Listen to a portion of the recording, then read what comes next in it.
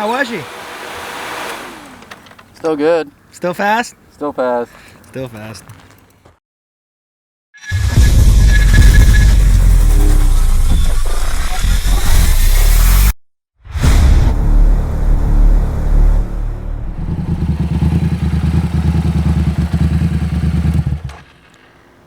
Welcome back to another day in the Freedom Company garage. We got the bike running. So 3 months after our last video, we have a running and riding Grom. So life's just been pretty busy with everything going on, so we've just kind of been working on it a little here, a little there. Nothing too crazy, and we have footage of working on everything, which we'll kind of throw into a time lapse here in a second. But none of it is really enough to really throw into a full video, and we just kind of kept going and kept going. We didn't really refocus, so that's kind of our fault, but here we are, and it runs awesome. So let's give you guys a quick walk around real quick. Since the last video, I believe, which was the coolant reservoir overflow here, we've done quite a bit.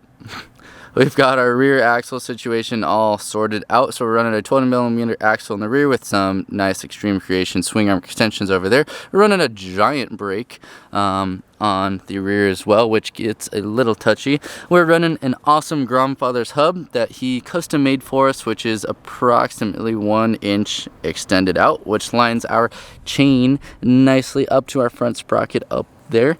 All custom bearings in there. That worked out pretty well. We're running 17 tooth sprocket in the front, 33 tooth sprocket in the rear, with a nice chain on there as well. And that is a 520 pitch chain. So one of the big things that we had to do is notch out our swing arm in here. And yes, our master link is red. We wanted that to stand out so we can keep an eye on it. But we had to basically cut a channel into our swing arm in order to have clearance for our chain. So that turned out really well. Before, if we hadn't, it would have been riding up here all the way along the top. So we had to cut about 1 inch out of it and then reinforce it back along there in a U shape. Let's see, we also got our regulator rectifier mounted up on the left side there. We got all of our cooling fans all wired in nice. I think we did a video on that, so that should be nothing new to you guys. All of our wiring is tucked in on the sides of the bike in here. We made a little battery box underneath here. We'll show you guys everything in a bit, or you'll see it in the time-lapse montage in a second. We have our license plate and our taillight just temporarily mounted in here while we're doing some test riding. And for our test riding, we are pushing it pretty hard. We haven't done a full blow speed run yet, but we are launching it pretty good. Basically, if we're gonna break something, we want to break it now before everything is nice and finished and pretty and powder coated. That way we can when we take it apart, we can just fix it then and know that we have a solid bike after that. So as of right now, everything is going pretty good. On our last ride out, about half an hour ago, we lost our shifter linkage because we forgot to Loctite our main pivot here. So that was fun riding home in third gear, but we made it back and we found all our hardware, so that's good to go for another run out here in a bit. Other than that, let's see, we got all of our controls and handlebars mounted. We modified our handlebar mount here. We made some nice little risers with some custom studs on our new handy dandy little garage lathe and mill. We welded on the mount brackets up there, and then we've got these awesome Woodcraft bars. And our FCO7 speedometer mounted up there, and then we still got some of the Grom controls back and forth there. The headlights all wired in, so that works great. Our front suspension and brakes are completely stock, which are absolutely garbage. So yeah, going 120 miles an hour and trying to slow down is a little sketchy, but we will be doing those brakes a little bit later. So yeah, we probably should have done them sooner, but we wanted to ride it, so we didn't. So a couple of things that we noted as well as we are riding it. The suspension is a little softer, so we're going to go ahead and increase our preload on our shock back there eventually. We're going to raise the rear ride height as well. There's a little linkage right in here that we are going to shorten, which will make this higher. And then again, our front forks are completely stock right now, totally blown. Our fork seals are leaking like crazy. Actually, they're probably all leaked out at this point, but we've got those Öhlins cartridges ready to put in, which we will throw in once everything else is nice and pretty and all that jazz, just because we don't want to take everything apart 400 more times and put it back together, just take it apart again. So those will go in, but we're not messing with them right now. So you can see that there's some fork oil over here. So that probably doesn't help our case, but we found out our ride height limits because we scraped the exhaust in the oil pan. Luckily we didn't break anything, but it survived that at least. So that is kind of a little update on this. Now let's go ahead and roll that time-lapse footage of what we've been doing.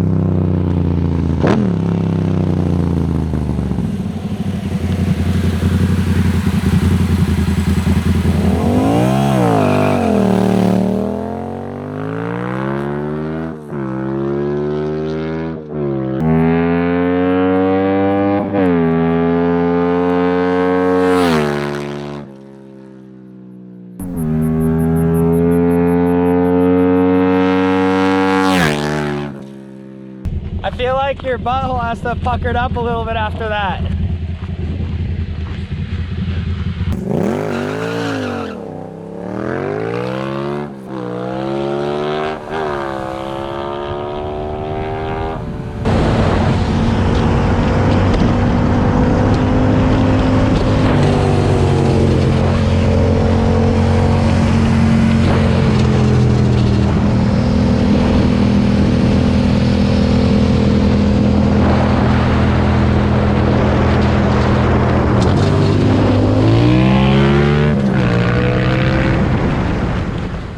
Alrighty guys, so you watched us ride this thing around, and we've only had it out a couple times, but it's doing great so far. It actually rides way better than we thought it would.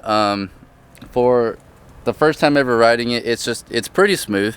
It puts the power down. We were kind of afraid of wheelies, stuff like that. That's why we have the extended swing arm on there, and we're kind of pleasantly surprised that it doesn't do that at all. It just kind of hooks and goes. When we try launching it, it usually just spins, so we're gonna have to get a lot better at watching that power and how we launch. It's not like launching our big bikes whatsoever. Normally on those bikes we have to lean forward quite a bit to try to keep the front end down, but on this one we're gonna have to shift our weight back to try to put some of that weight on that rear end again. So yeah, it's gonna take a little practice to actually get some really good 0 to 60 times, but it's here and it's working and it rides awesome. So far the fastest we've gone, we have a private track that they're running on. We've hit 122 miles per hour, so as far as we know that is unofficially the fastest Grom in the world as of today. What is it, Saturday 6/13? That's a pretty big accomplishment for us. We are working on getting a draggy GPS unit to put on here, as well as making it to a full drag strip. That way we can run our quarter-mile time and see what we can run there. So yeah. So with that, we're gonna keep on plugging away with this thing. Next steps are we've got to get our plastics permanently mounted. We've got them handy dandy zip tied on there, nice and tight. So we should actually throw some proper fasteners on that. That way we're not cutting and zip tying all the time. So we got to do that, and then I think that's really the last we got to do, and then we'll start tearing it back apart and kind of clean stuff up for good and send a lot of our parts to the powder coater. And let's see, we think we're gonna get another set of plastics and get those vinyl wrapped or painted.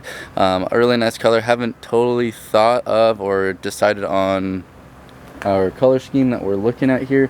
Maybe like a pearl white with candy apple red wheels and frame, or kind of like a Nardo gray color with some other accent color. Haven't really decided yet. So keep an eye on that. We're gonna try to keep a lot more content coming your way a lot more frequently. So check us out on Instagram, check us out on Facebook, check us out on Patreon, and keep an eye on YouTube here for more of our videos. So thank you guys, as always. Please like this video, subscribe to our channel, and check us out on our other social media. See you guys later.